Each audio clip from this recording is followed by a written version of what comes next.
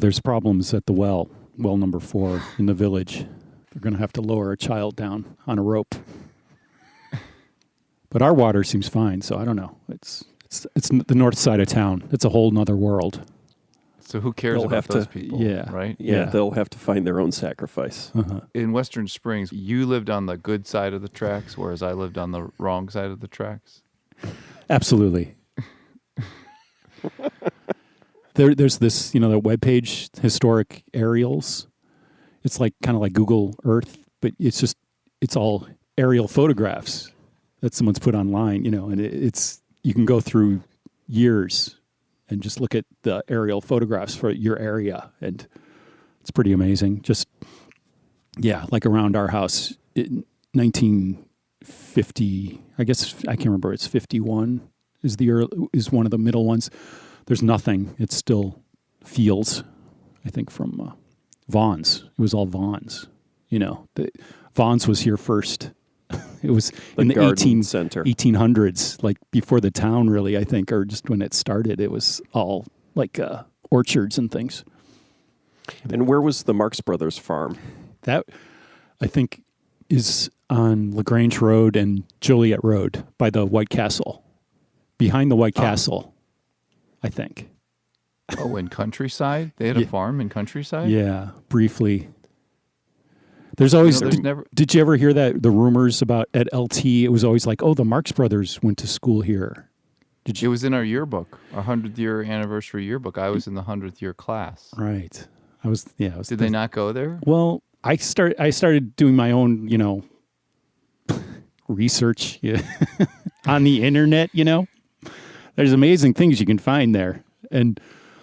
But I just looked at their birth dates, and when they were supposedly, they lived on this farm. Supposedly, their mother bought this farm so they have less chance of getting drafted in World War I. Because if you were a farm worker, if you were labor, kind of, your family, you were on a family farm, you're less likely to be drafted.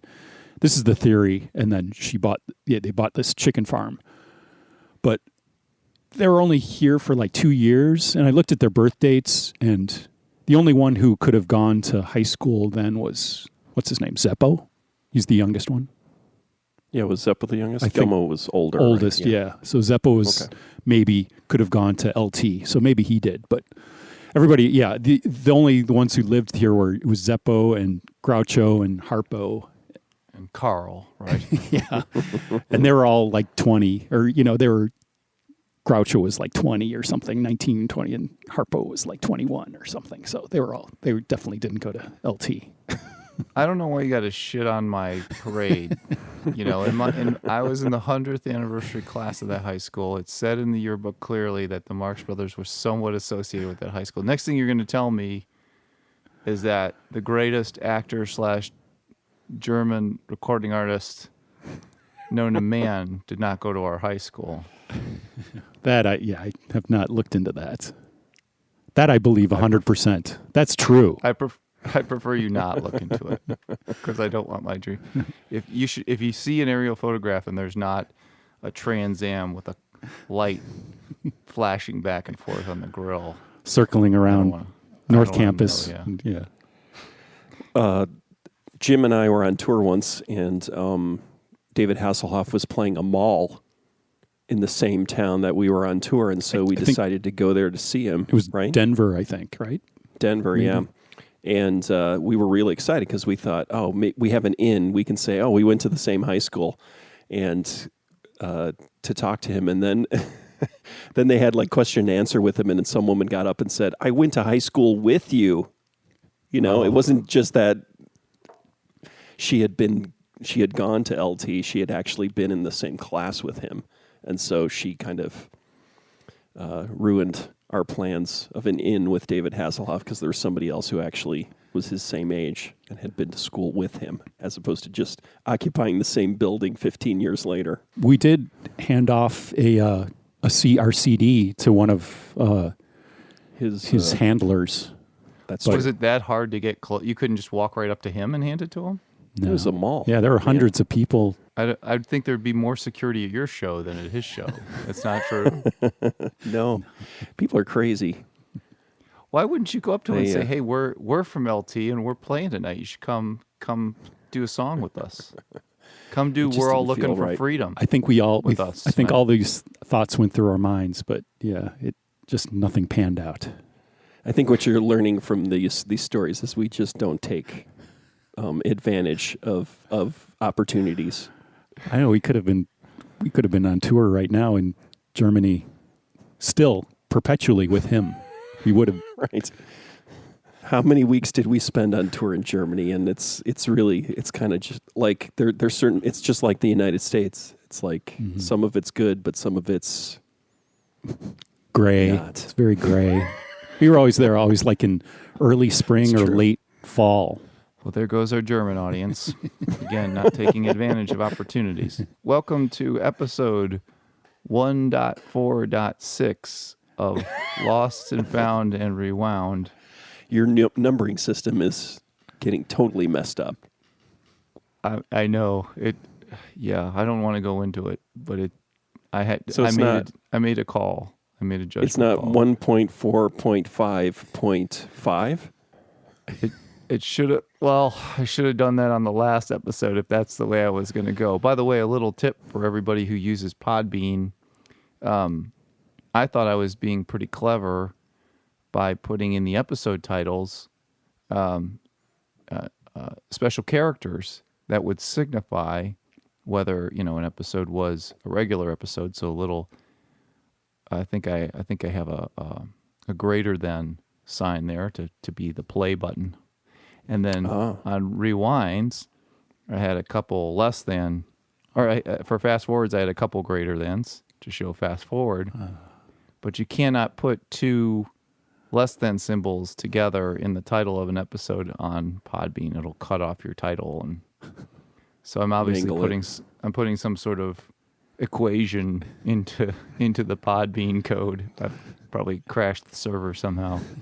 So I had to put less than space less than in order to continue with my crafty. It's like the modern day equivalent of those kids with the whistles, like in the cereal. And there's the story where you get these toys in toy whistles and cereal in the 60s or something, and kids started blowing into the phones, and it started messing up the phone system. Their early computer stuff. It was some right The tone. hacker called Captain Crunch, I believe, is called that because he had hacked the tones for the phone system.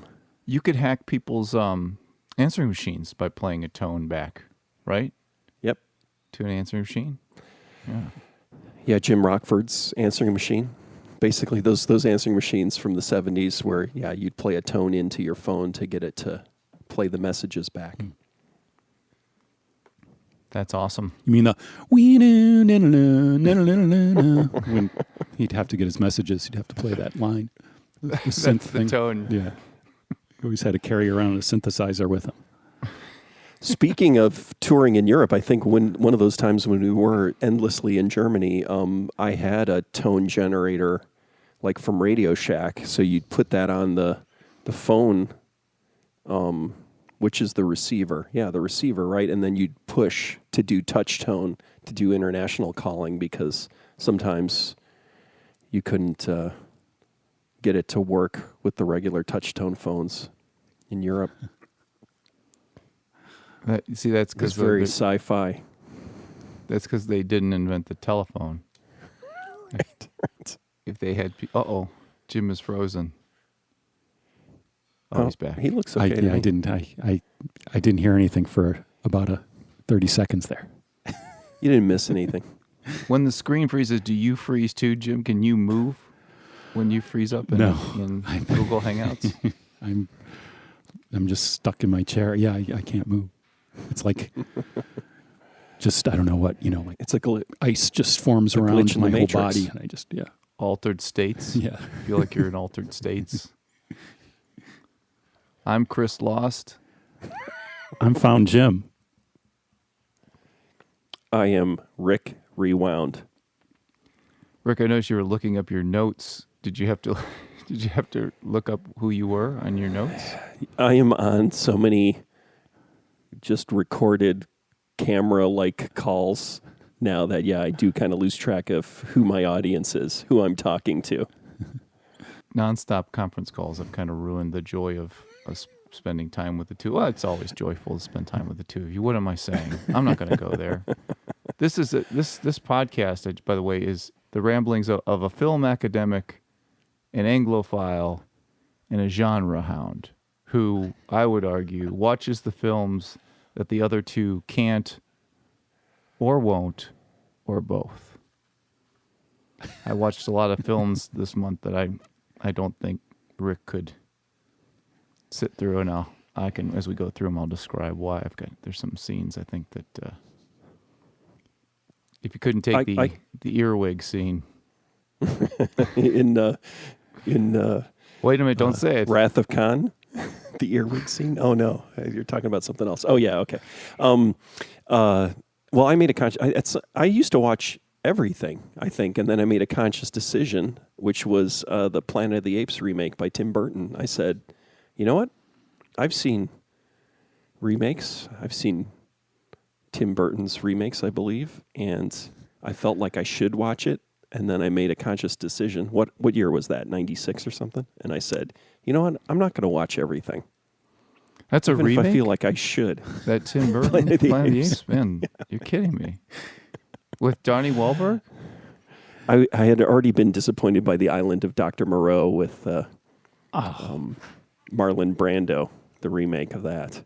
That was, but I guess that's a remake. That was better than the original, wasn't it? The one with Marlon Brando? Yeah. I don't know. Rick, what have you watched in the last 2 months since we didn't do a recap? It's been a long time. Yeah. I'll start at the beginning of my list. Heaven Can Wait. I watched that with Warren Beatty, directed by Buck Henry, co-directed with Buck Henry, which I forgot, who passed away recently. Was it good? I remember not liking it. I liked it. I thought it was good. It's definitely a lightweight movie. I think it barely holds together, but I liked it when I was a kid and liked. Yeah, we saw it as children with our parents. I think at the police station, right? Or the city hall. They used to have movies at. We didn't see that in. Maybe we saw it in the theater. We saw it in the theater too. I saw it at LaGrange Theater for $1. I saw Superman at the police station or wherever that is, right off of Spring Rock Park. Village Hall, right? That's what it was. Yeah. Before that, early on, it was at the police station, right? In the basement of the police station. Yeah, I remember seeing 2001. Like, it's one of my earliest memories. Yeah, I saw. I fell asleep probably 10 minutes into it. I was a very small child, but I remember the beginning, and it was in the basement of the police station. I remember weeping uncontrollably. I don't know how old I was at Born Free in the basement of the police station, so I might have been like 4 years old. I was inconsolable. They had, I think, my parents had to take me out of the basement of the police station. Here's how dumb I was. They took me to a Benji movie. I cried the whole Benji movie, of course. But then at the end, the credits came up over Benji, and I thought that the credits were hurting Benji. So I cried even more, and I was inconsolable. I remember, it's amazing how horrifying movies are to small children in some ways. I remember maybe the first time, but like a friend's sister who was much younger, or not much younger, but was younger, and just screaming uncontrollably at Mary Poppins, just this gigantic woman on the screen with an umbrella, and they had to take her out because it was just like, what is this thing that I'm being subjected to? This is a horror, right? Just giant people. It was terrifying to her. Well, you know that Tim Burton movie, Willy Wonka's Chocolate Factory, the film that was based on, I saw as a young child, and that was horrifying. I was super scared of that film. That movie's scary as an adult. Gilda Radner's husband in that film. You're just saying stuff to try to trigger me. There's a shot of a chicken getting its head cut off in the tunnel. If you watch carefully, there's lots of horrific stuff. Yeah. Yeah. With a cleaver. Yeah. It's very clear once you see it. It's hard not to see it. Always good when you're watching the movie with young children to point it out too. It's always appreciated. See, I don't know. All these kids, you're talking about yourself and these friends of the Mary Poppins and stuff. I remember when that happened, I was like, "What's wrong with these people?" I was like, I thought this. I never cried in any movies, and I remember Willy Wonka was great until later on I realized it's like I saw And it's a little we strange, went to but- the LaGrange Theater to see The Towering Inferno. It was our mother yeah. and young Jim and myself, and I had to leave. I had to sit in the lobby for most of it because I was just overwhelmed by the noise, and I fell asleep. Jim fell asleep in the middle of it. I vividly, my That's- first experience of that is getting money for the soda machine. They had like a vending machine. I forgot about that, and you could get a cup of soda, and I'm just sitting there in the lobby drinking a soda because it was just too overwhelming. It's also a 3-hour movie, right? Yeah. I don't think I've ever But seen. yeah, it was a very soothing film. Yeah, I mean, I just fell asleep. I don't know. The first I don't see what all first this, hour and a Mary half is Poppins? pretty What's wrong low with key, Mary right? Poppins? Of Towering Inferno. It's just once like Richard Chamberlain catches on fire, his head catches on fire, right, or his whole body. That's when things really go south pretty quickly. I remember when my son was, I think, 12. I played him 12-Point Buck, and I think that movie's that Irwin Allen song is on there, and he after he heard that song, he wanted to watch all those movies immediately. Man versus nature, That's right? Yeah, Man versus Nature. I watched Hamilton. I've seen not a half fan of it. musicals. Yeah, the good half. I Okay, I'll watched talk the about first movies half. that are. Yeah, Did you didn't like it? I thought it was okay. I'm not a big musical person. I liked King George, who kind of sings like a. The King George's song reminded me of what's his name? David Bowie. Harry Nilsson, actually. It seemed more like Oh. Harry Nilsson, like a Harry Nilsson song. So, not that I don't like hip hop, but Is it like My Arrow? yeah, more like his earlier kind of like theatrical stuff. So honestly, it's probably just Harry Nilsson being influenced by what's the world's most famous musical comedy, from the 1800s. Those musical comedies. Gilbert and Yes, Sullivan. thank you. It's probably just that Harry Nilsson was influenced by Gilbert and Sullivan, and so the King George stuff is like Gilbert and Sullivan. So that's probably what's happening. But because I don't like musicals, my reference point is Harry Nilsson, not what influenced Harry Nilsson. And if you're paying attention at home, we're pretending that we're on the $20,000 pyramid, and what Rick is doing is describing things, and then Jim is saying what the answers are. That is a great metaphor for like old age. It's just like an endless game of $20,000 pyramid, and there is a clock. You just don't know when it's going to hit 0, but there's definitely a countdown clock. All right, Vivarium. Have you heard of this movie? No. With what's his name? Jesse Eisenberg, and what's her name? Really crazy English actress name. Imogen Poote, I believe is her name. They're a couple who aren't married, but they're thinking about getting a house together, and they go into this. It's in England, even though Jesse Eisenberg is American. In the movie, he doesn't do a fake English accent, which is lovely, wonderful. Thank you for that choice. And then they Because he wind listens. up, he knows. He's He one of knows. our 38 listeners. And you never know. They wind up in this community, this kind of community where all the buildings are the same, but the guy shows them a house, and then he disappears, and then they can't leave, and they're stuck there for who knows how long in this artificial village all by themselves. I know actually a child shows up, which is even more disturbing. And like every time they drive down the road, right, they keep driving down the road to leave, and they wind up coming back in front of the same house, right? And if they run, all this kind of stuff, but it just kind of goes from there. Deeply disturbing movie is apparently, I think, a metaphor for, I don't know, somebody writing a movie. Anything. Yeah, right, basically. For marriage? Marriage, family, settling down, yeah, whatever. Traps, I don't know what. It didn't leave me with a good feeling at the end, but it also didn't make me feel like, I need to change anything. It's just like, I'm okay with where I live. Thank God. Drugstore Cowboy. Watch that again. Wow. Awesome. It's an awesome movie. Yeah, I think it holds up. It was fun. What's her name's? Kelly Lynch? Yes, is in that film? Yeah, yeah. She's great. Yeah. She is. Yeah, actually, it's like it makes me wonder why she isn't in more movies. Is she? It's just not movies I watch. Because She was really in Roadhouse. I don't know if you've seen the film Roadhouse. It's I have excellent. seen Roadhouse. It's a really good film. Patrick Swayze. It's William S. Burroughs in Drugstore Cowboy. Yeah, he is. And what's his name? The lead actor.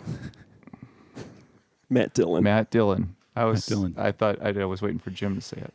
Yeah, Jim's my $20,000 pyramid partner. I don't know what the gong sounds like on $20,000 pyramid. I'll figure that out. Our friend, Liz, always tells me the story, and I don't really remember, but, we were playing at CBGB's at some point, probably during a CMJ music thing, festival thing, and I was standing outside with Liz talking, and then I said something, oh, there's Matt Dillon, and she was like, haha, laughed, and then turned around, and there's Matt Dillon over there, but I guess I do remember seeing Matt Dillon out there, but I don't know, but that's the one, I have seen him in person. Did he go to the show? Possibly. I don't know. I think it was like the same thing. It was like I have in my mind, it's like, oh, there's Matt Dillon. And then I look over and there's Goober and the Peas, in the same scene in my mind. Because whenever we played at CBGB's, it was always, well, we played there a bunch of times, but it was sometimes we played there at the CMJ thing, which was like, South by Southwest. I don't know, the kids, I don't know if they know what CMJ was, but it was like this music. Do they know what South by Southwest is? Right.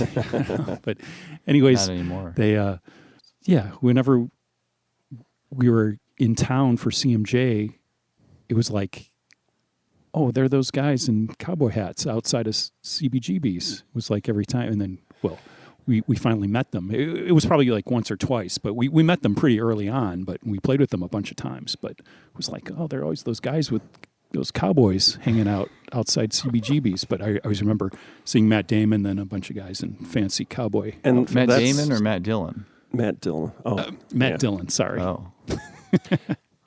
Then that's also a brush with fame where it's like, I'm pretty sure that Jack White was the drummer for Goober and the Peas a couple of times when we played with them, but I have no memory of that.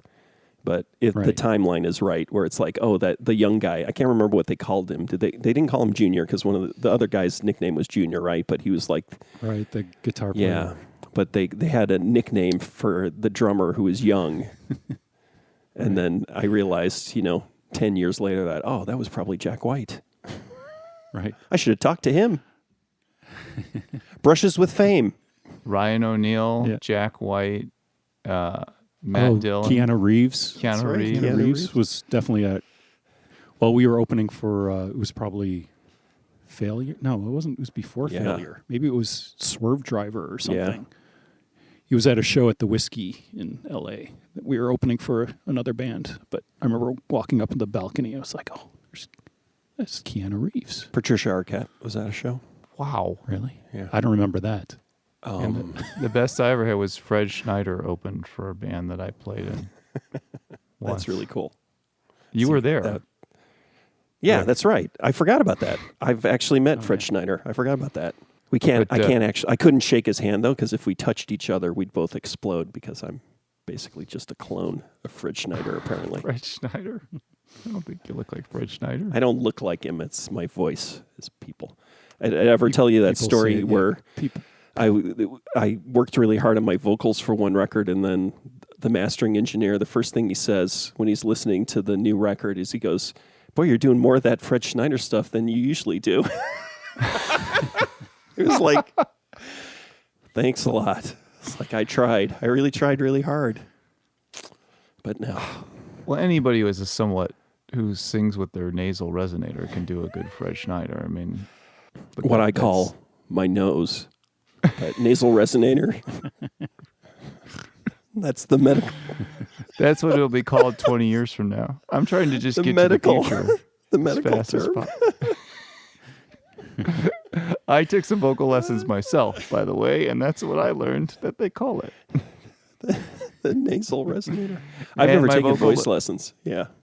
Oh, you didn't? Oh, you just been working on your voice. I was vocal just working lessons. on it. Didn't I was help. just like, yeah, obviously I should have taken vocal lessons because I thought I was making changes in my delivery, but it was all basically the same. I took vocal lessons for 2 years, and it was the most dehumanizing. And I've been through a lot of dehumanizing experiences. It was the most dehumanizing thing I've ever experienced as an adult. It's just an hour a day, an hour a week of somebody just yelling at you. You got to break them down before they're good. I got a lot more stuff. You want me to keep going Yeah, here? keep going. Yeah. I watched We'll Bill cut around. Wyman. Yeah, a Bill Wyman documentary called The Quiet One, which I thought was John Entwistle, but apparently they also called Bill Wyman The Quiet One, which was great. I enjoyed it. He's a freak in that not that he marries, underage women, which they didn't mention at all, really, kind of. They kind of glossed over it, but that he's always been a collector and a hoarder. So he's just, and I knew he was the Rolling Stones archivist, but it's like he's got this whole building where he keeps stuff, and it's really fascinating to see all the bits and pieces that he has. Like that was the greatest thing, is they were talking about the concert in Hyde Park 2 days after Brian Jones died, right? And it's Mick Taylor's debut concert, and it's like 250,000 people in Hyde Park, and they released those butterflies, and then they show a picture of Bill Wyman's.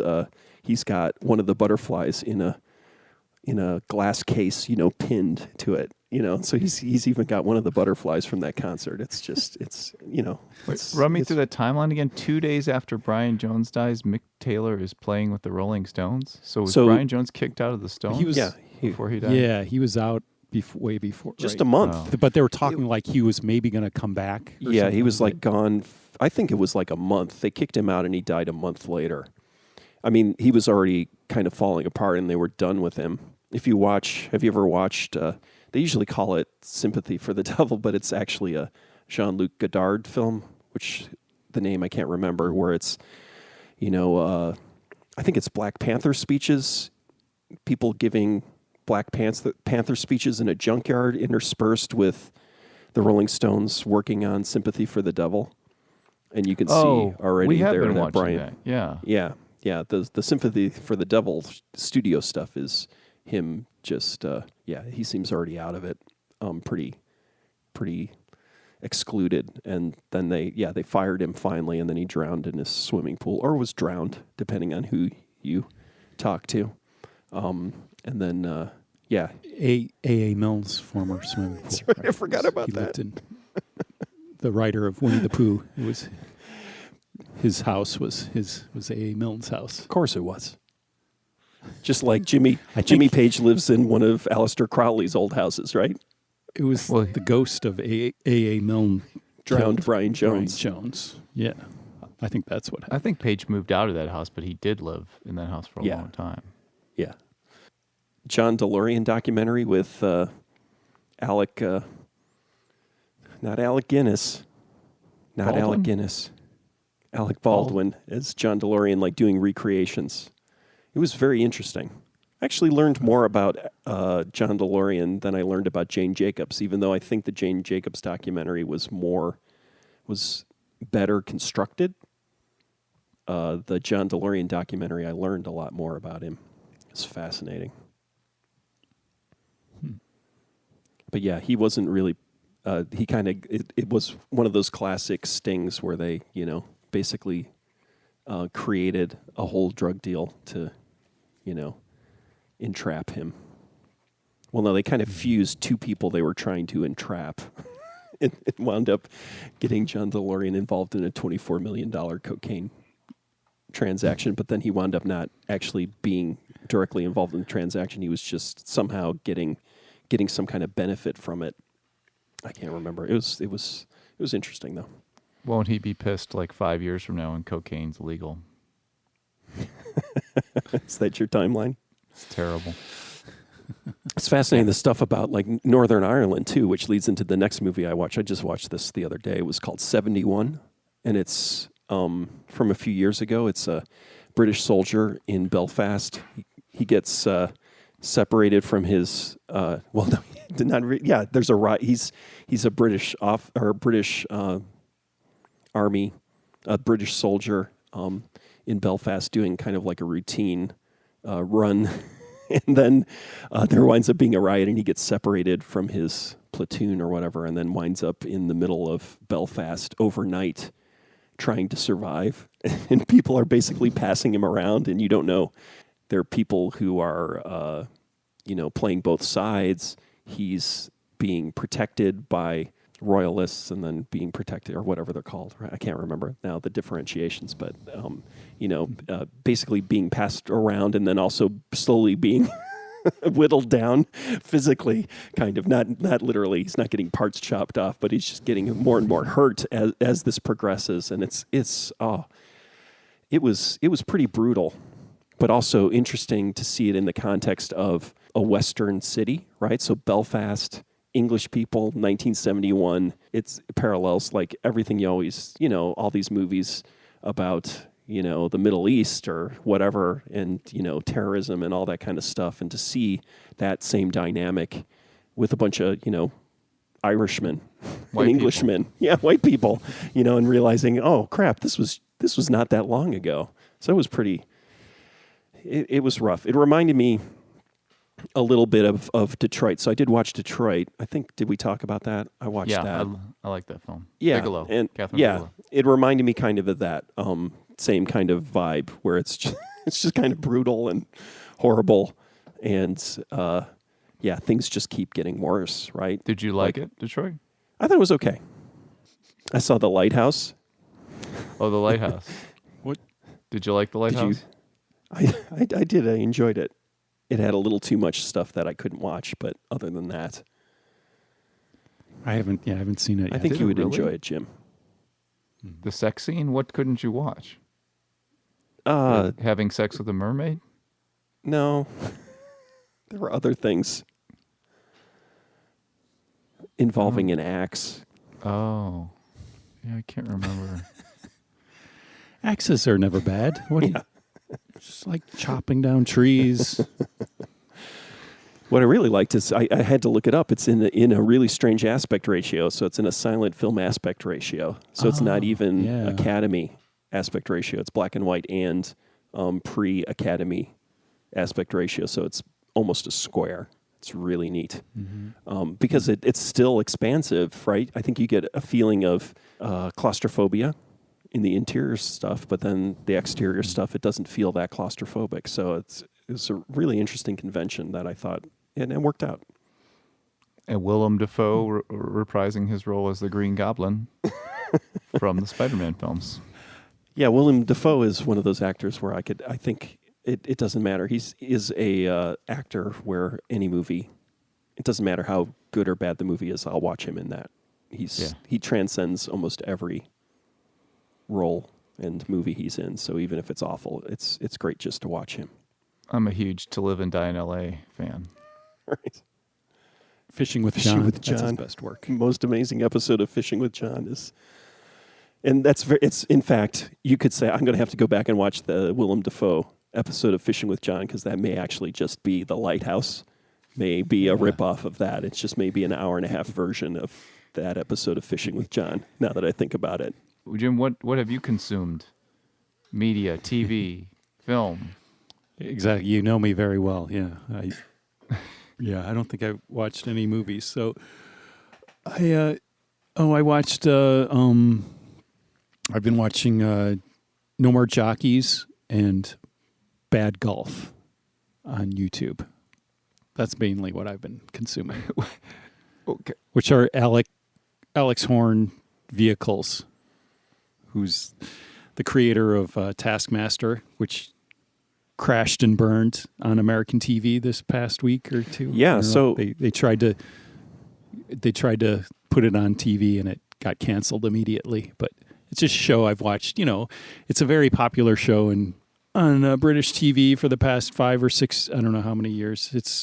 They tried to put it on, what is it, CW or something? Yeah. They showed one episode and then pulled it immediately. But it's back on some other... Like on the streaming service you can watch. But it's just season 8. Yeah. So that's what they did, is they just imported the 8th season from the UK and tried to put it on American TV because previously you had talked about this. I think maybe you talked about it on the podcast. Reggie Watts did an American version on Comedy Central. And that made sense. Right. But then I thought, they were doing a new version on the CW with the British hosts, but then American comedians. But no, it's like who in America is going to watch CW? Yeah, CW. Like, who's going to watch obscure? I don't mean to say this, but obscure British comedians. I mean, they're not well known in America, right? Absolutely. Yeah. It's crazy. It was just throw it on for one episode and then pull it. So I think part of it was what I heard is that the YouTube channel, they've put everything up on YouTube, and those old seasons are going through the roof. And so, because of what you kept talking about it, you wouldn't stop talking about Taskmaster, Jim. Like, we're watching it now. Jim, he just prattles on. He does. In fact, it's like as if I haven't already taken over. He's talked about one thing, and now I've already taken over and started talking over it. But we're up to season 3 of Taskmaster now in our household. But the first season of British Taskmaster, it's a work of art. Yeah, and that's like Tim Key, right? Yeah. Isn't it?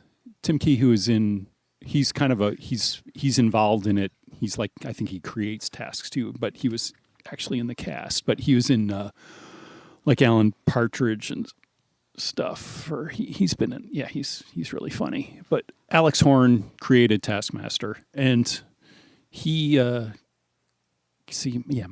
levels are, I don't know what's going on. You sound okay. Okay, sound good. That's good. Never mind. Okay.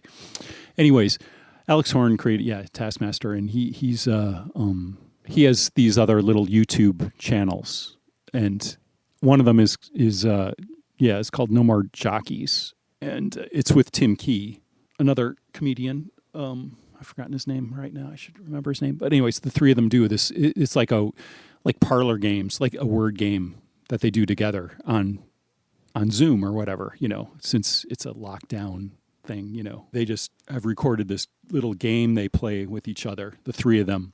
And it's a word game. You start thinking of people's names, and you add a name, and then you exclude a category that person fits into. And so you can't name a person it's hard to explain, but anyway. So it's called No More Jockeys because like somebody would start out with a jockey, and then they say, no more jockeys, right? And then the next person has to think someone who's not a jockey. And then after that, if it's like Alec Baldwin, right, then it's like no more...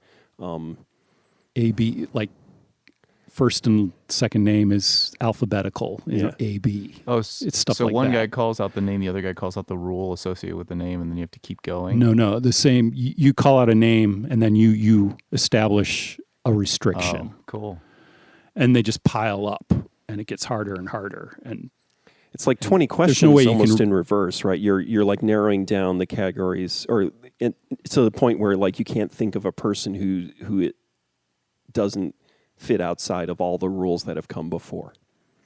Yeah, and there's it's kind of bluffing too, because they don't always remember every rule. You never remember all the rules, so there's been things where you catch. It's like, oh well, that would have fit in this category and everything, but it's just a silly game they play, and it's entertaining, but it could be. I could see it being very annoying. I don't know, but I find it very entertaining. And then Alex Horn has this other one that's him and this other comedian just playing golf, and it's called Bad Golf. It's just them. Are they good at golf? No, they're bad. Well, that's the thing. See, that's kind of an argument. I think it's like they started getting kind of good, but they aren't terrible. But they're obviously into golf, and they enjoy it, and they're trying to get better. So they're taking it seriously.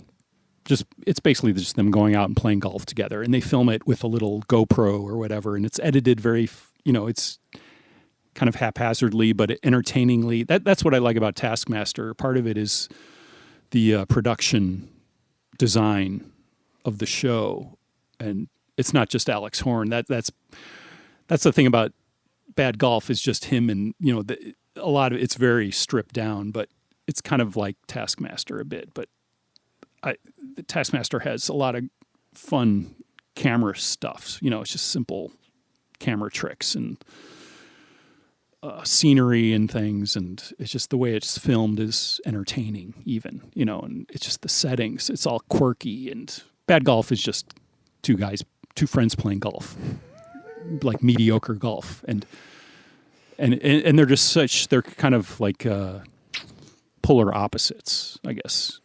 Alex Horn and John Robbins is the other guy. He's a comedian also, and John Robbins is completely neurotic and swearing constantly, and Alex Horn is completely laid back, and it's just that's the whole dynamic is really entertaining too. So it's like if you and I went to play golf, essentially.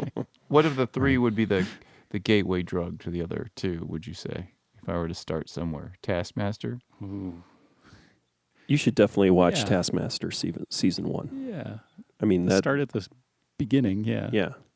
Right. It's up on YouTube. It's just a goofy little game show basically. It's like 5 comedians and they just do stupid. It's more than that though, Jim. You undersold it. I know. The dynamic and the way they interweave. So it's they're doing challenges and everything like that. But then they do 10 weeks of challenges and they haven't seen each other. And then all of a sudden they're all together in the room live, reviewing what everyone did to see who won and found the best solution to the task, and then the different approaches, and it's a bunch of comedians, so they're all taunting each other, and they all have their individual characters, and it's a complex dynamic that winds up. I read someone said it was more like a sitcom in a weird way, because you start in the same way with a reality show, right? People have their personalities, but these are comedians, so they're also funny. I finished Schitt's Creek. I thought it was just the best. I wish I had lived in a world like Schitt's Creek. It's utopia. It really is. Maybe that's what Canada really is like. I don't know. Chris Elliott. Anything with Chris Elliott, right? Oh yeah, he was fantastic in it too. Is he Canadian though? He's not. Right? No, he's not. He's the son of what would they always call him on David Letterman? The son of Bob and Ray. Was the joke. He is the son of somebody though. He's the son of Bob Elliott of the comedy team Bob and Ray, Ray. but the joke is that he's the son of Bob and Ray, which he actually isn't. He's only the son of one of them. All right, I saw Mystify. Where do you two fall on the In Excess side of things? Pro, anti? How do you feel about In Excess? It's one of my, I don't know, it was one of my first records. Not one of my first records, but I remember being into NXS. Shabu Shaba, maybe? No. The big record, right? The one with all the riffs. Listen Like Thieves. Yeah. Kick. Couldn't actually. Kick was kind of we were a little past NXS. So point. Listen Like Thieves from before that. Yeah, I can't remember it. They're a guilty pleasure. I think Chris, you once talked about what was that band? The '90s band with the guy who died. That wasn't Nirvana. In Excess. No. In Excess. 90s band. Oh, I thought I was going to win $20,000. The 90s not band. Velvet Revolver. Soundgarden. No, not Velvet Revolver, but yeah. I'll buy their greatest hits album in a heartbeat. Yeah, right. What is the name of that band? Grunge Light or Grunge Opportunists. Everybody, we don't even need to say it, right? But we're not going to win the money if we don't say it. Yeah, I feel STP, the same way Stone about Temple NXS. Pilots. Exactly. I feel the same way. It's like they're guilty pleasures. I love, there are certain In Excess songs that I love. And that record, the super hit record where all the songs are just riffs, basically, right? They do, I think some of those songs don't even have, Chris, we talked a little bit about arrangements, song patterns and things like that. And I think some of those In Excess songs are just one riff, right? Yeah. Or at least I have that perception. And so I like that kind of music. So that was, I thought that stuff was great. And in my studies of songs, that is a type of song, is to just find a really great hook and just let it go. Yeah. And then just add over it. I I Brown. like Shabu Shaba. I thought it was just a fantastic record. And I loved Hutchins. Like, I thought Hutchins was a great looking guy, great head of hair, and also just an amazing voice. I mean, I don't know. I can't think of somebody who had such. He had an Elvis-like voice, just a completely unique and commanding voice. If you listen to it, you just can't like. And I always kind of never paid it any attention for some reason. I always thought Bono was the good singer. Well, the truth is, Hutchins was a way better singer than Bono. If you watch this documentary, Bono was kind of always around him, whispering in his ear. I think Bono kind of got him to push him off the deep end or something to get him out of the way. But that's just a theory. I'll move on from that. But anyway, it's very sad. Not to tangent, but talking about Bono. So that was a moment of crisis in one of our recording sessions. The engineer thought it would help me to listen to Bono singing. They had by happenstance master tapes of a U2 song because somebody who worked at the studio was doing a remix and played me raw Bono vocals, right? Before it had the effects on it and everything like that, with the idea that to make me feel better about my Fred Schneider voice, apparently, right? and it had the exact reverse effect, where it was like everything they were listening for, which was like being on key and everything like that, and the fact that he sang into a SM58 or whatever he does, right? Bono's a hack, and all that kind of stuff just made me spiral even deeper into depression. Yeah, as somebody who is self-conscious about his singing voice, when I found out that Bono just uses an SM58, I was like, okay, I fucking quit.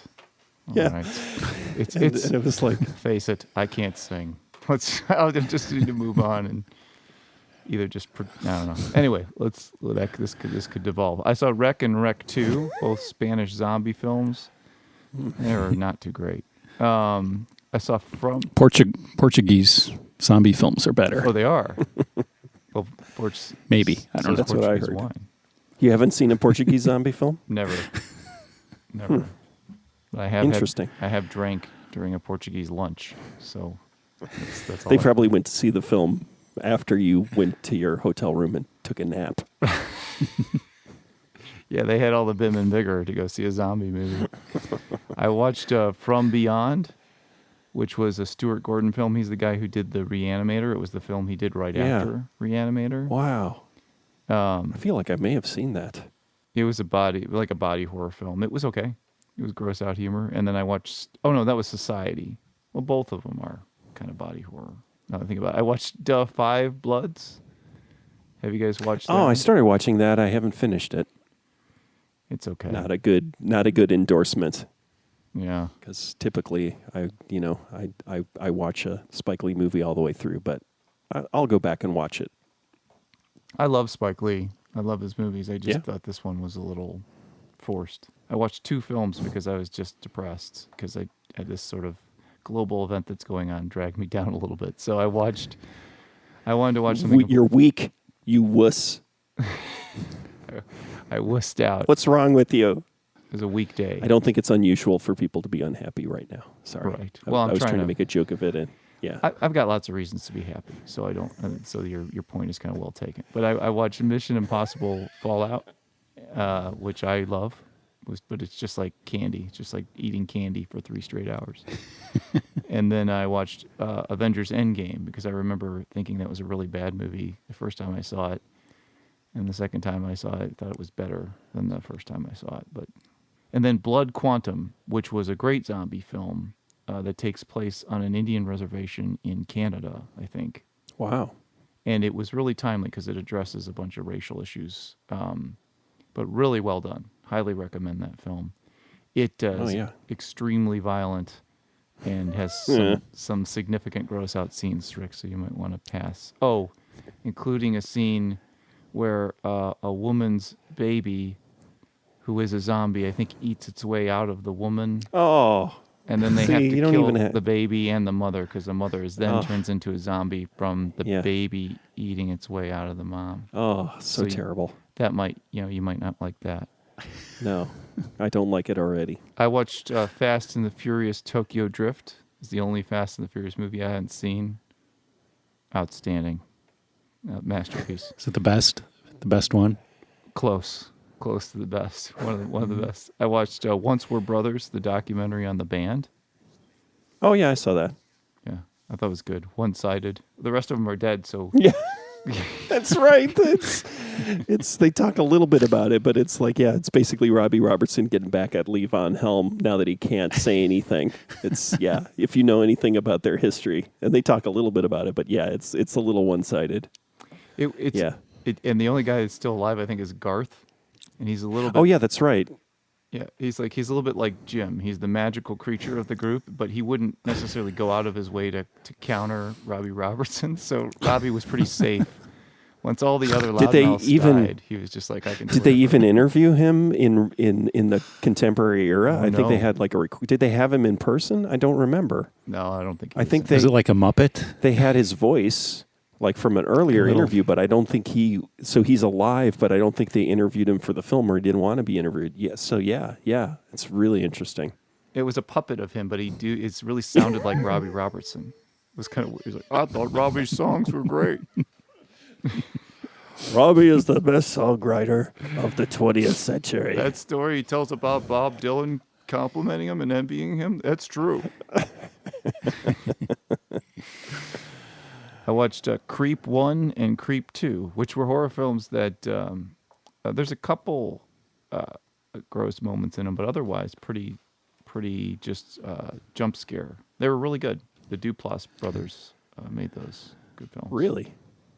Interesting. Yeah, I recommend them. They're That was an actual, not a sarcastic interesting. I didn't know that they made. Yeah, the same guys that did that Safety Not Guaranteed movie did the 2 Creep movies, and they're good. They're really good. Huh. I watched The Outpost, which was the best war film I've ever seen. However you might feel about it, it's about either a Pakistani or Afghanistan outpost that U.S. tried to hold. It was known as the Alamo. It was one of the worst ideas or military strongholds in those wars, and it was just a bloodbath. Yeah, I heard an interview. I realized I thought I'd seen it, but I hadn't. I heard an interview with the director.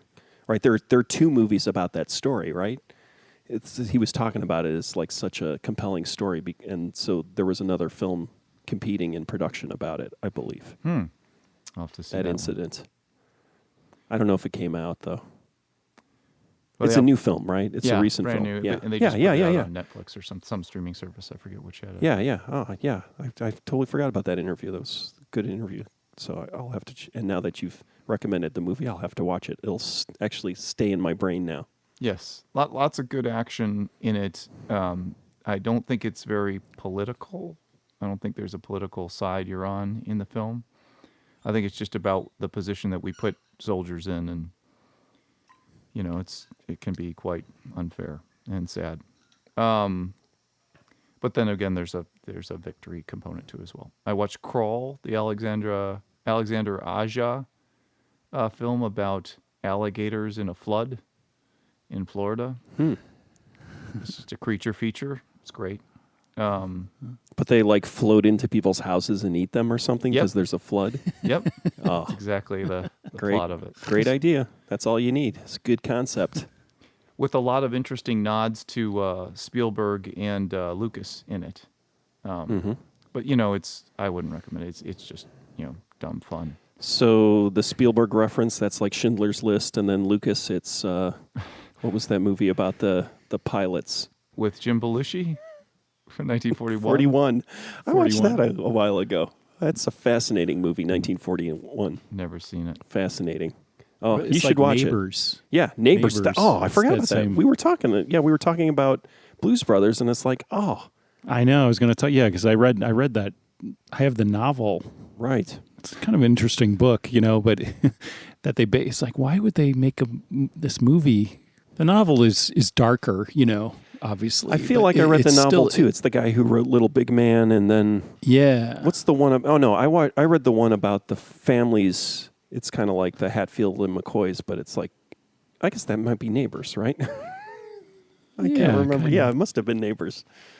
Yeah, it was a long strange time ago. Movie. Yeah.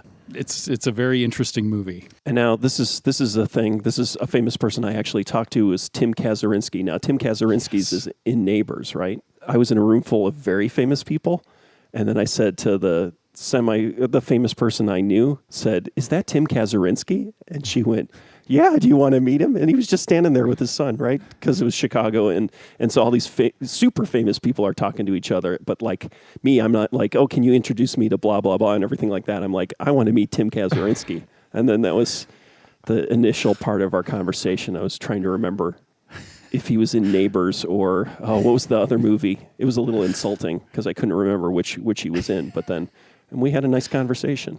That's the thing is, I'm more excited by meeting someone like Tim Kazurinsky than Ryan O'Neal. You should be. Should be. Yeah. He's probably closer to a real person. He was, and he seemed, thrilled to talk to somebody who was excited to talk to him, and his kid was there, so it was like his kid was thrilled. I think that there was a guy, some weird wacko dude from Central Illinois, was just really excited to talk to him. I met who's the guy that plays the page on 30 Rock? Oh yeah, Jack Brewer. So I met Jack Brewer at an event, and I had like a 20-minute conversation with him. Really great conversation. Again, there was a lot of other more famous people in the room. And then hour and a half goes by, and I'm just standing around having a drink somewhere else, not talking to anybody. And he comes up to me and says, "Hey, I'm leaving. I just wanted to come by and say it was really nice talking to you. Nice to meet you." And then walked out. I was like, wow, that's the coolest celebrity I've ever met in my life. Like, who would he walk over to some nobody and be like, "It was really nice talking to you"? That's class. It's good to know that he's a nice guy. He seems like his character, that kind of stereotype. He's been stereotyped. What is it called? What do they call it when actors cast typecast. Right. I don't. Honestly, I don't think we could even make it past the tryouts for $20,000 pyramid. Like if they had like a cattle call where they had like 100 people in a room trying to get on to $20,000 pyramid, that first level, where they're in a hotel room in a local hotel, and they're just some production assistant is interviewing people to see if they could be on $20,000 pyramid. I don't feel like I would even make it through that part. Jack McBrayer. Jack, I'm so sorry. Who's Jack After Brewer? you were so nice to me at that party, and I got your name wrong. I know he listens. So he's like that beautiful man that I talked to at that party 10 years ago has a podcast, and I'm going to listen to every episode. I could see him doing that. Yeah, he might have said that. Like, I really like that guy. I hope he gets a podcast someday. Then you said he's a real nice guy, but then there's also the time where my wife and him got really drunk together, and at some point in the evening, she said he was just shaking her by the shoulders. But they were having fun. It was all in good fun. She wasn't complaining about it. Those actors are crazy. They are crazy. I watched Fury of the Demon, which was a mockumentary on a film that allegedly possessed its audience. It was okay. Duck You Sucker. I finally watched that. Oh, great. Absolute Did you like it? Masterpiece. I mean, I don't know what... you would think a guy who constantly is talking about being Italian and talking about Italian directors and mistaking Catherine Bigelow for an Italian, you would think that I would have seen all of the Sergio Leone films, because there's only 9 of them. There's not that many, and they're all incredibly highly rated. I didn't realize how. So I'm going to watch them all. Duck You Sucker was incredible, just awesome. Yeah. And then I think some people don't like it. Yeah, but I don't think it has. It's not on the. People don't consider it as good as the other ones, but I loved it. I mean, it was a masterpiece. It was just incredible. And then I started listening to a lot of Morricone, and unlike Leone, Morricone's done hundreds of films. And I started listening to his soundtracks, and I mean, now he's up there with Bernard Herrmann. I didn't realize like how good of a soundtrack guy he was. What do you call that? Yeah, definitely. Scorer? What do you call a soundtrack guy? Soundtrack guy? Composer. For $100. Soundtrack guy for $100. Film composer. I just, well, since, he just died was a month ago? And the story, I had never heard from one of the articles I read, like obituaries or something, and it was like mentioning this avant-garde stuff that he did in the 60s, and it was like this kind of music collective he was in. It was kind of like not prog rock, but it's all like kind of on YouTube, but the vinyl, the album is like one of the most expensive pieces of vinyl you can buy, you know. I can't remember. It's very rare. You can find it on YouTube, but it's like, I think it's like they're called like the Group or something. It's like Il Grupo. I can't remember what the one El record Grupo is called. Sexo, that like no. ska band from the 80s? I didn't realize he was in that. No, it was like, it was like in the 60s when he was already pretty successful. And well, I think he started in the 50s with this group. What did he play? You know, what instrument? Crazy. That, I don't know if he played piano. It was strange. It wasn't like piano or anything, but he wasn't like the main guy, but he was involved, but he was definitely the most successful, but he was involved in it from before he became successful in movie scores. But it's interesting. And he was like kind of at the top of his game, whatever. He was, in Hollywood, and he was still jamming with these guys and recording records. Mr. Bungle? Was he in Mr. Bungle?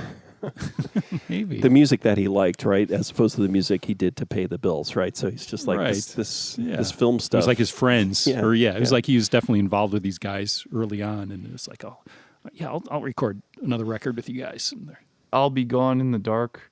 Of course, I had to watch one serial killer documentary. This was the Michelle McNamara, based on the Michelle McNamara book about the Golden State Killer. Michelle McNamara actually died in the course of writing a book about him. Relic, which was a horror film, is a very sad commentary on dementia and generational care. And I would recommend it to you, Rick, except for there's a scene where a woman peels off her mother's entire skin layer.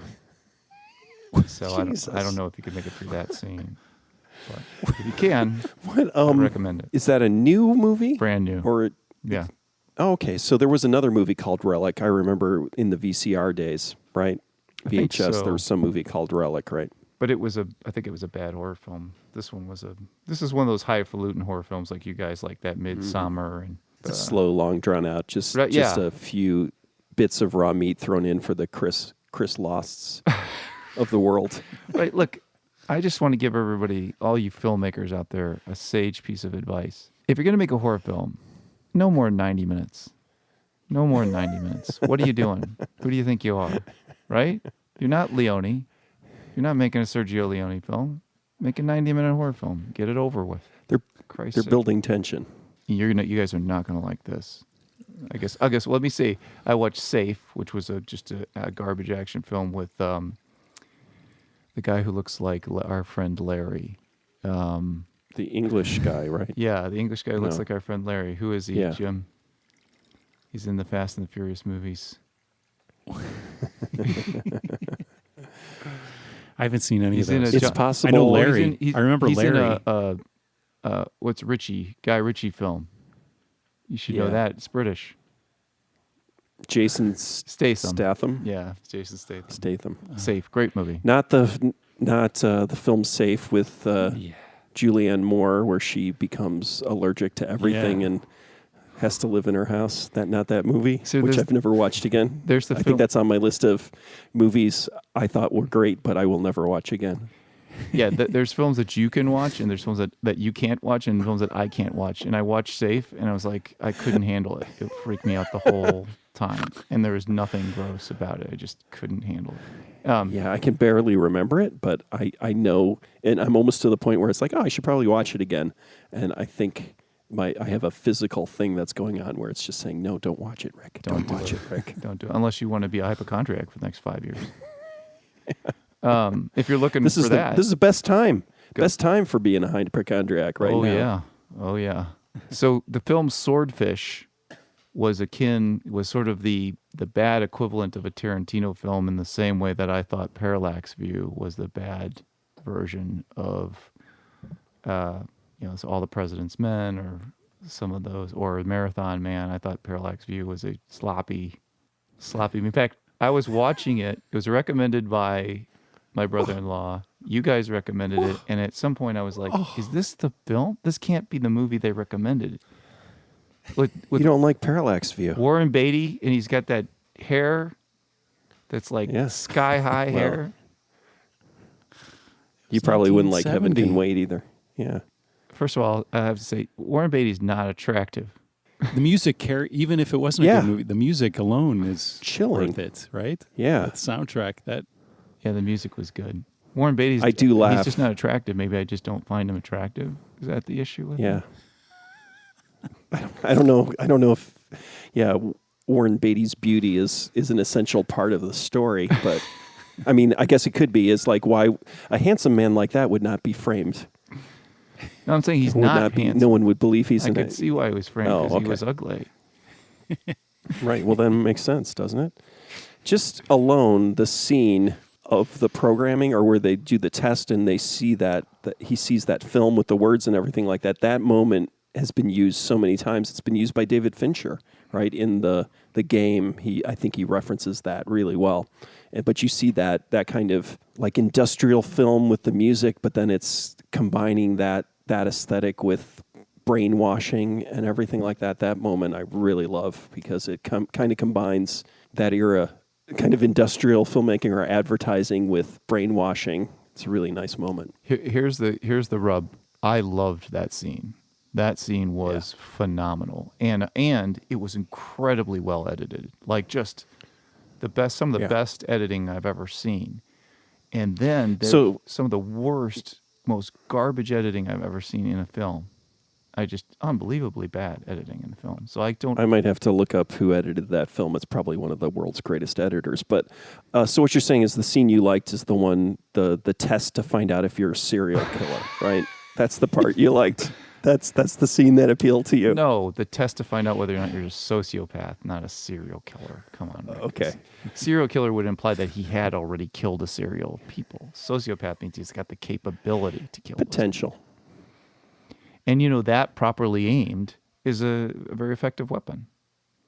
There's a scene there really was some sloppy shit in there. Like all the stuff he got away with was unrealistic. And then there's scenes like where he bats a guy in the face with a fishing pole, and it's like really poorly cut. Like you're like, what happened there? A guy pulled a gun on you. Like it was really shit shot. And then that scene's a little sloppy. There's this dumb car chase. It's almost like, what are we watching? Smoking the Bandit? And then he gets this, and I love Smoking the Bandit, don't get me wrong, but I mean, this wasn't a 90-minute. Oh, that surprises me that you love Smoking the Bandit. Wait a minute. I think we should spend a whole episode talking about that. We've already done that 3 times now. Yes, we could also talk about the Warriors. No, but then he gets all this mud on his face in the car chase because the mud gets on the windshield, the mud gets on his face. And again, maybe this is just my OCD freaking me out because he's got so dirty. But then he gets out of the car, runs through a building, and then jumps into a garbage truck or whatever, and he's completely clean. You're ruining like one of my favorite movies. Look, I'll give you the middle scene is phenomenal. That test video, incredible. And the rest of it was just, it lost me. But I knew if I came in here with that opinion, it was not going to be well received. Kenneth Mars is in it. Kenneth Mars, who's in What's Up, Doc, is the guy. They're on the little model train ride, talking about how to create his false identity. Kenneth Mars playing a completely, serious, straight ahead spook kind of character. Compared to the fact that that same time he's in What's Up, Doc, and is in Young Frankenstein. There's so many things I love about that movie. Well, and David Hasselhoff's car is in Parallax View. The part I do laugh out loud. I always laugh out loud at the very beginning of the film when they're chasing the assassin on top of the Space Needle and the guy just falls off and it goes ah. I always chuckle at that. The guy kind of slipping and then just falling off the Space Needle. That's great. But even that moment, I can't even believe the assassination scene at the beginning where... That was great. Yeah, that's a beautiful moment. Well done. The editing's great and the switching back and forth between the interior and the exterior and the use of sound in that is amazing. Well, and I think you're wrong, Chris. The assassination through the window I thought was really cool too. It actually that's what I meant. had a lot more impact than if you were in the room and the assassination happened. Yeah, that's the scene. Oh, and the ending, the one in the thing that happens in the Astrodome, right? Yes. All those shots in there. I mean, it definitely is indebted to Manchurian Candidate, the original one. Have you seen that? Yep. Yeah, okay. I've never seen the remake, but I saw the original. I think I watched the remake and got really angry. In fact, I couldn't watch. Who's the Manchurian Candidate in that? He's a good actor too, but he makes me angry just because he was in that movie. Denzel Washington, I forgave, but Oh yeah, Denzel Washington. Maybe I would like that film. I find him Liv, quite attractive. Liev Schreiber. Oh, I Liev Schreiber. found, yeah, Liev Schreiber. I had a big chip on my shoulder just for the misfortune of him being in that remake. Yeah, I don't know. I haven't seen it. I don't watch remakes that often. I watch them on occasion. I guess you watch them more than I do. But I will say my brother-in-law loved Parallax View and insisted that I watch it and loved the very last scene with the star chamber. Oh, remember we were so fascinated with star chambers, Jim? There's star chambers in Parallax View. Star Chamber is basically them just taking the opening and closing scene of Parallax View and expanding it into a movie, right? Exactly. They're like, that's very boring movie. Yeah. We watched it because we were so fascinated with the concept, and it just ended up being terrible. Let me tell you, I saw Parallax View, and the most exciting parts, I was like, I saw those guys sitting at the table, and I said to myself, that's the movie I want to see. And you go off, you do all this Cut other out the stuff middle and- with that ugly guy, Warren Beatty, wandering around with that fishing pole. I hate the car chase, not even a discount Burt Reynolds car chase. I want to see the movie about those guys on the commission. That's the movie I want to see. You know, talk about a guy who looks like he should be a dead member of the band, Warren Beatty, in that film with his big hair and his big face, his big chunky face. What's he doing? I don't know what he's doing. Good thing he could act because he never would have made it on his face in Hollywood, just alone. Yeah, it's lucky. I completely agree. In fact, I don't even know of a Warren Beatty movie that I like.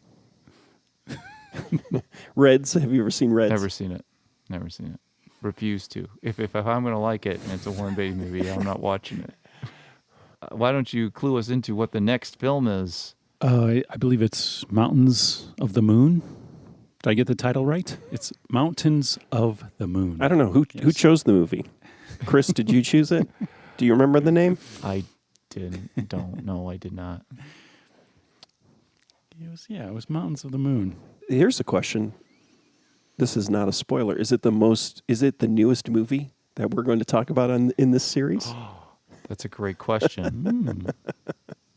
It's very possible. Sharky's Machine was 81. Yeah. So far it is, right? Yeah. I can't remember the other ones on the list right now, but I feel like it was. It was pretty late. it's like it's like 91 or something. So Yeah. Isn't it crazy? Because it Cracking looks the- like a 60s film, kind of. I'm very excited to re-listen to our conversation about it a year ago. Was it a year ago? That's amazing. Is our friendship over when this podcast is over? Honestly, I don't know if it's going to make it. You didn't know if it With all even that started? stuff you spit. I don't know if it's gonna make it through the whole podcast because of this Parallax View thing. I'm gonna have to spend some time thinking about it. Look, I understand I was being overly antagonistic today, but I felt like that made for good radio.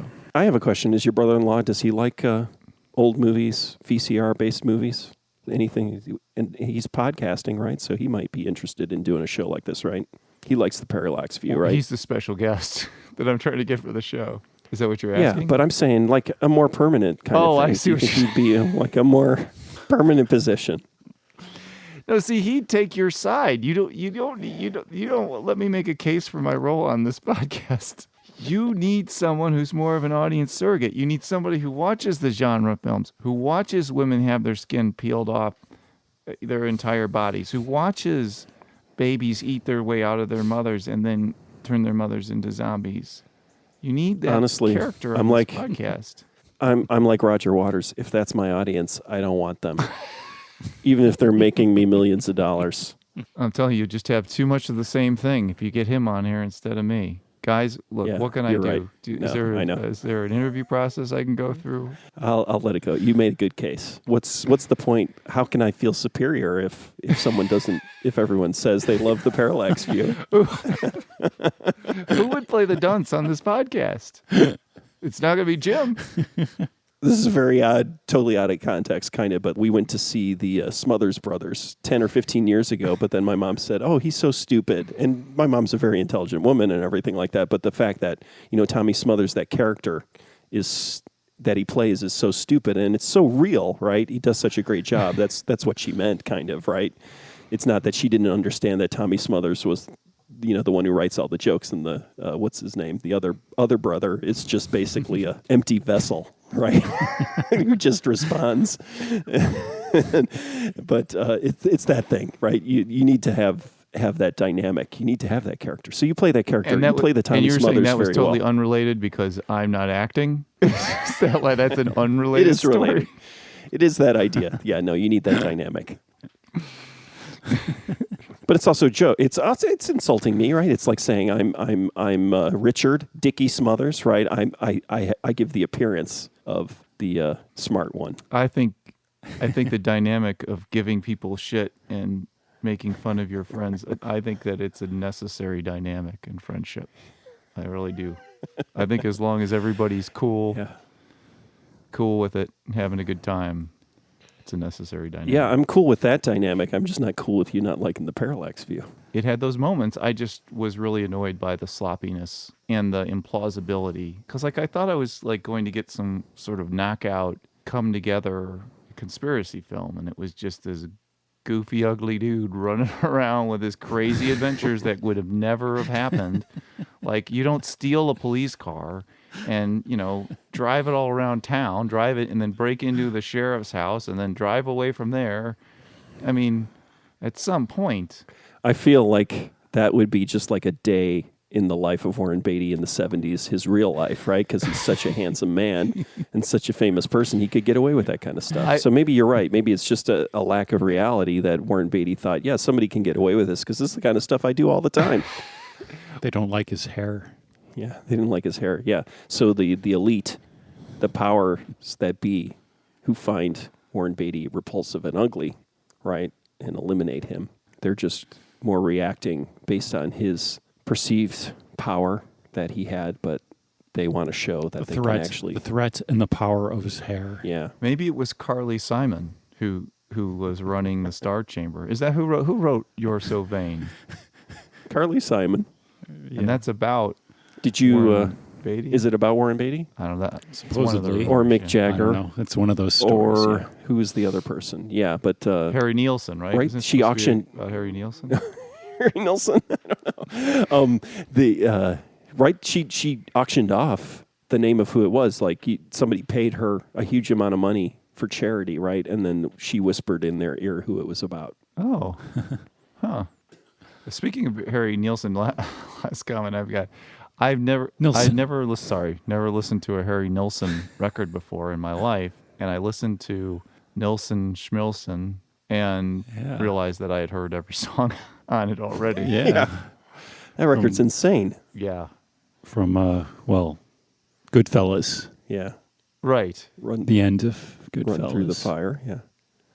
And then, Coconut is on that same record. It's insane. That record is nuts. You hear those two songs, just those two songs, Coconut and Run Into the Fire, right? Jump into the fire, right?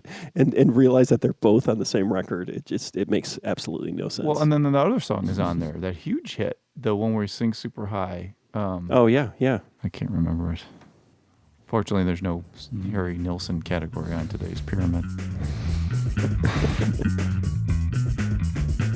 Lost and Found and Rewound is fully funded by Lost and Found and Rewound Foundation funds. Lost and Found and Rewound does not use crowdfunding because our listeners have better things to do with their funding.